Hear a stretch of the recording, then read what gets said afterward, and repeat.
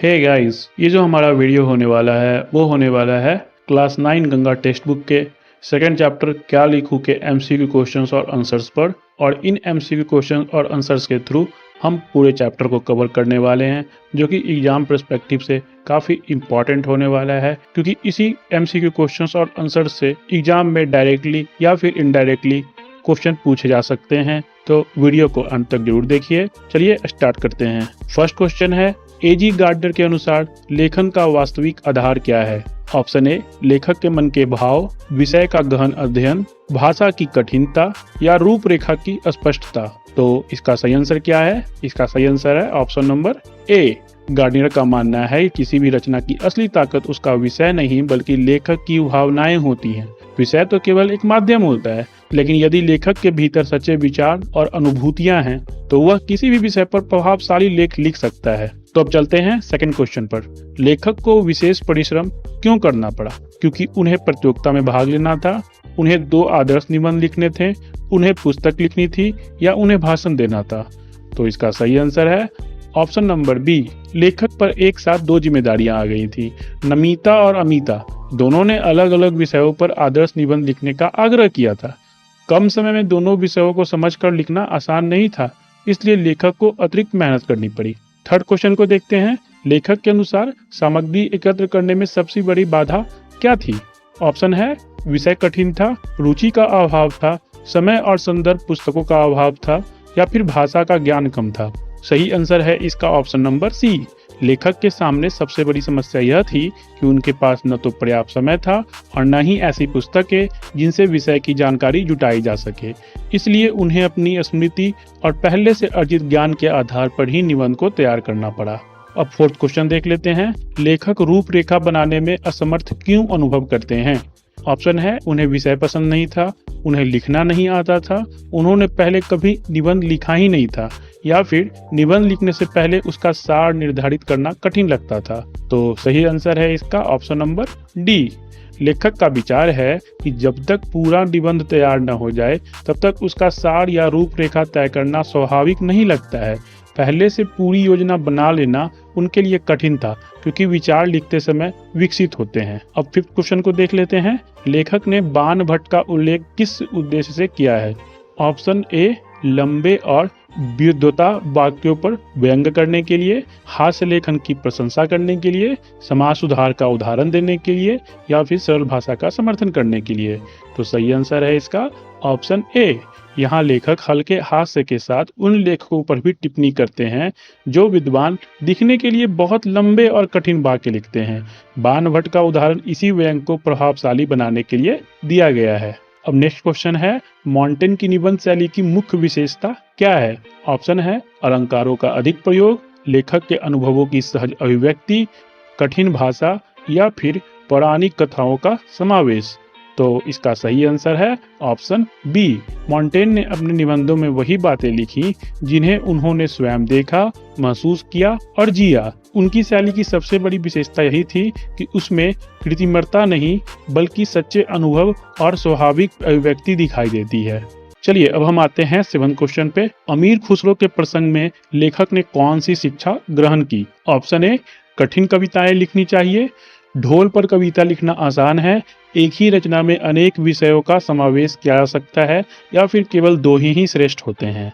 तो इसका सही आंसर है ऑप्शन नंबर सी। लेखक को जब 2 अलग अलग विषयों पर निबंध लिखने की चुनौती मिली तब उन्हें अमीर खुसरो का प्रसिद्ध प्रसंग याद आया। खुसरो ने अपनी प्रतिभा से कई विषयों को एक ही रचना में जोड़ दिया था। इसी विचार से प्रेरित होकर लेखक ने भी दोनों निबंधों को अलग अलग लिखने के बजाय एक ही निबंध में समाहित कर दिया। चलिए अब आते हैं नेक्स्ट क्वेश्चन की ओर। लेखक के अनुसार दूर के ढोल सुहावने क्यों लगते हैं? ऑप्शन है, वे केवल उत्सवों में बजते हैं, उनकी ध्वनि मधुर होती है, उन्हें अच्छे कलाकार बजाते हैं या फिर उनकी कर्कशता दूर तक नहीं पहुंचती। इसका सही आंसर है ऑप्शन नंबर डी, उनकी कर्कशता दूर तक नहीं पहुंचती। लेखक अपने लेख में सुंदर उदाहरण देते हैं कि जब हम ढोल के बिल्कुल पास होते हैं तो उसकी तेज आवाज सुनाई देती है, लेकिन वही ध्वनि दूर पहुंचते पहुंचते कोमल लगने लगती है। इसी तरह जीवन में भी दूर की चीजें अक्सर वास्तविकता से अधिक आकर्षक दिखाई देती हैं। 9th क्वेश्चन है, लेखक के अनुसार दूरी मनुष्य की किस अनुभूति को कम कर देती है? ऑप्शन है, यथार्थ की कठोरता का अनुभव, कल्पना शक्ति, स्मरण शक्ति या फिर निर्णय क्षमता।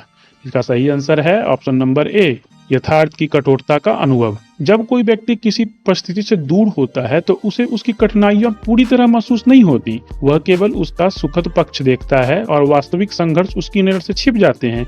लेखक इसी मनोवैज्ञानिक सत्य को समझाते हैं। अब है 10th क्वेश्चन, लेखक के अनुसार तरुण और वृद्ध दोनों वर्तमान से असंतुष्ट क्यों रहते हैं? ऑप्शन है, दोनों वर्तमान को असफल मानते हैं, एक भविष्य चाहता है और दूसरा अतीत को लौटाना चाहता है, दोनों समाज सुधार के विरोधी हैं, या फिर दोनों समान विचार रखते हैं। तो इसका आंसर है ऑप्शन बी। लेखक बताते हैं कि युवाओं और वृद्धों की सोच अलग होती है। युवा भविष्य के सपनों को जल्दी साकार करना चाहते हैं, जबकि वृद्ध अपने सुनहरे अतीत को याद करते रहते हैं। दोनों की इच्छाएं अलग हैं, लेकिन वर्तमान से असंतोष दोनों में समान रूप से दिखाई देता है। अब आते हैं 11th क्वेश्चन की ओर। लेखक के अनुसार वर्तमान काल निरंतर सुधारों का काल क्यों बना रहता है? क्योंकि प्रत्येक युग में नए दोष उत्पन्न होते रहते हैं, क्योंकि सभी लोग सुधारक बन जाते हैं, क्योंकि पुरानी परंपराएं समाप्त हो जाती हैं, या फिर क्योंकि सरकार नए नियम बनाते रहती है। इसका सही आंसर है ऑप्शन नंबर ए। समाज कभी पूरी तरह पूर्ण नहीं होता। समय के साथ नई समस्याएं और नई कमियां सामने आती रहती हैं। इन्हीं चुनौतियों को दूर करने के लिए हर दौर में नए सुधारों की आवश्यकता पड़ती है। यही कारण है कि समाज सुधार की प्रक्रिया लगातार चलती रहती है।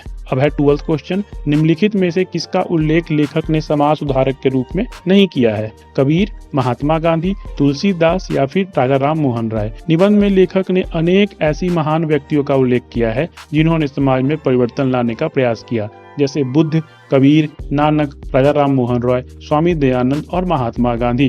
लेकिन तुलसीदास का नाम इस सूची में लेखक ने नहीं लिया है। अब आते हैं 13 क्वेश्चन की ओर। लेखक के अनुसार आज का प्रगतिशील साहित्य भविष्य में क्या बन जाएगा?